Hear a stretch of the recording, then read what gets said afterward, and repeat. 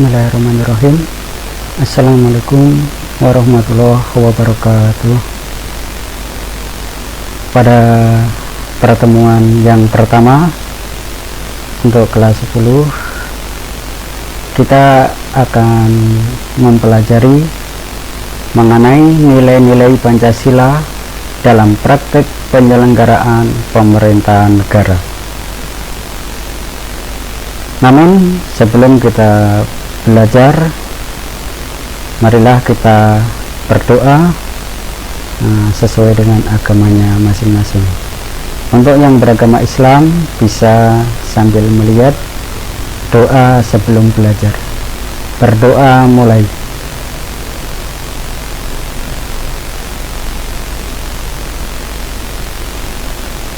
Terima kasih, kita telah berdoa. Semoga apa yang kita harapkan dikabulkan oleh Allah Subhanahu wa Ta'ala. Kemudian pada kesempatan ini kita lihat peta materi dan pembelajaran, yang mana pada kompetensi dasar yang pertama adalah nilai-nilai Pancasila dalam kerangka praktek penyelenggaraan pemerintahan negara. Di sini kita bagi menjadi 3 sub. Yang A adalah sistem pembagian kekuasaan negara Republik Indonesia. Sub yang kedua, kedudukan dan fungsi kementerian negara dan lembaga pemerintahan non-kementerian. Yang ketiga atau C adalah nilai-nilai Pancasila dalam penyelenggaraan pemerintahan. Pada pertemuan pertama, kita akan membahas mengenai pembagian kekuasaan negara. Namun sebelum kita membahas lebih lanjut, sangat penting kita harus mengetahui tujuan pembelajaran pada saat ini. Tujuan pembelajaran yang pertama adalah Anda nanti setelah belajar, Anda bisa mendeskripsikan pembagian kekuasaan dalam negara. Yang kedua, Anda nanti bisa membedakan pembagian kekuasaan dengan pemisahan kekuasaan. Oke, mengenai pembagian kekuasaan negara, di sini ada beberapa ahli yang kita kemukakan mengenai pembagian kekuasaan negara ini. Yang pertama adalah menurut John Locke. Di sini ini gambarnya, yaitu John Locke. Beliau mengemukakan pembagian kekuasaan negara itu dibagi menjadi 3, yaitu legislatif, eksekutif, dan federatif. Kekuasaan legislatif adalah kekuasaan untuk membuat atau membentuk undang-undang. Kemudian kekuasaan eksekutif adalah kekuasaan untuk melaksanakan undang-undang. Yang ketiga, kekuasaan federatif adalah kekuasaan untuk melaksanakan hubungan luar negeri. Ini adalah menurut John Locke. Yang kedua, pembagian kekuasaan negara menurut Montesquieu. Ini gambarnya. Menurut Montesquieu, pembagian kekuasaan negara dibagi menjadi 3, hampir sama dengan pendapat John Locke tadi. Namun di sini ada perbedaan. Oke, kita jelaskan satu persatu. Yang pertama adalah kekuasaan legislatif. yaitu kekuasaan untuk membuat atau membentuk undang-undang. Yang kedua, kekuasaan eksekutif, yaitu kekuasaan untuk melaksanakan undang-undang. Kemudian yang ketiga, ini yang membedakan antara John Locke dengan Montesquieu, yaitu kekuasaan yudikatif, yaitu kekuasaan untuk mempertahankan undang-undang, termasuk kekuasaan untuk mengadili setiap pelanggaran terhadap undang-undang. Selanjutnya, Anda amati gambar berikut ini.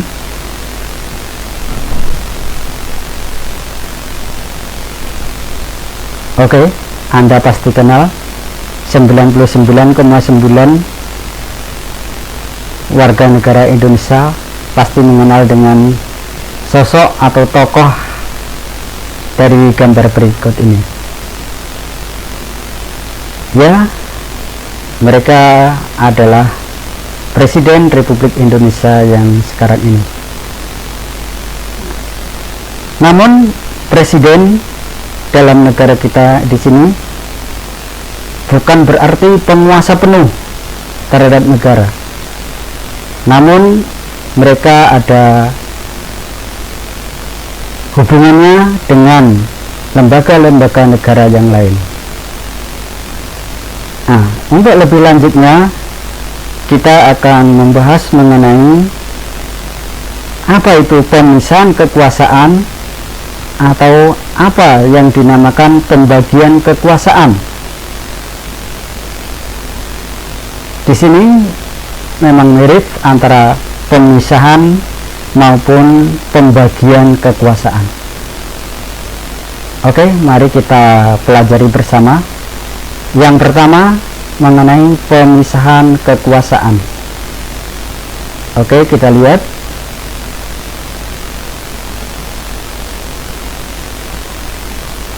Di sini adalah ilustrasi mengenai pemisahan kekuasaan.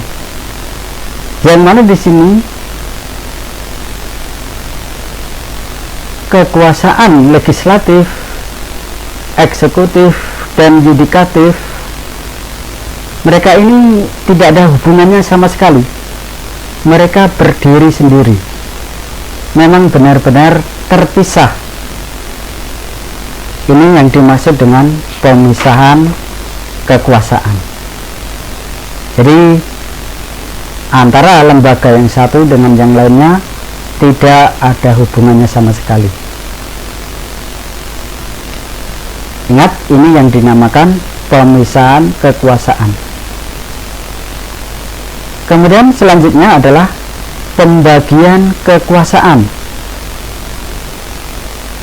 Kalau pembagian kekuasaan, yang mana dari kekuasaan yang tunggal akan dibagi-bagi menjadi beberapa bagian.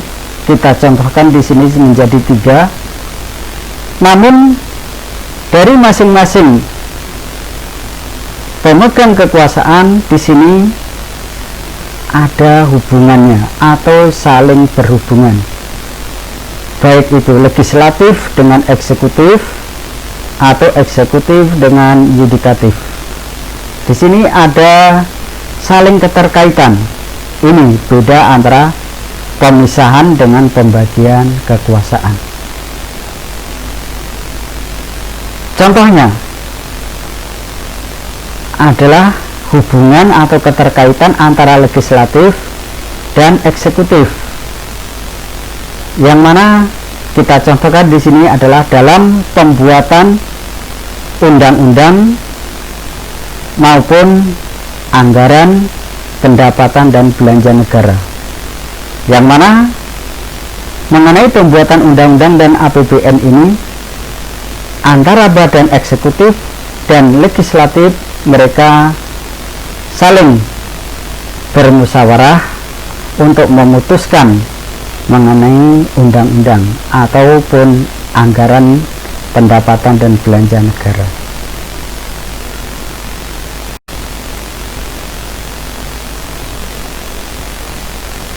Kemudian contoh lain adalah mengenai hubungan antara badan eksekutif dengan badan yudikatif.